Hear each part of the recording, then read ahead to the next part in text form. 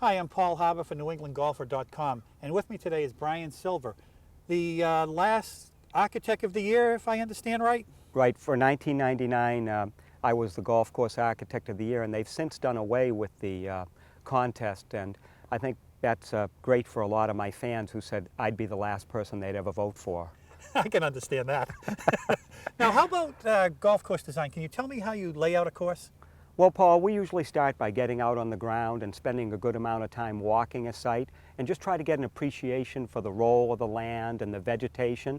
And sometimes when we're doing that, we'll have the topo map in our hand and we might make a few notes on the plan. Here's a great natural green setting, or here's a place where a golf hole would naturally fit onto the land. And once we've got an appreciation for the land, we'll go sit down at the drafting table and try to set up the 18 holes. And our primary goal is to use the land to its best advantage, to try to set the golf holes comfortably on the land. That's what folks like Alistair McKenzie and Donald Ross and Tillinghast did back in the 20s and 30s when they didn't have heavy equipment to move earth and create golf holes, and we think it's the best approach for us to follow today.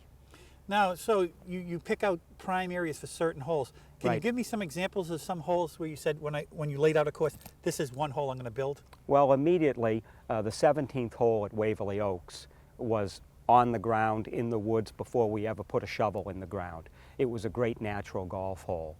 So it's a sort of jigsaw puzzle or a connect the dots type puzzle? It's very much a jigsaw puzzle. People think that there's some kind of paranormal experience that happens when you sit down at the drafting table, but it's really trial and error. You're just working, trying to get those 18 corridors for the 18 holes, and sometimes it'll take a morning to get a good route plan, sometimes it'll take a week to get a good route plan. Thanks, Brian, and I can't wait to see what you're going to tell us next about golf course architecture. I look forward to it, Paul.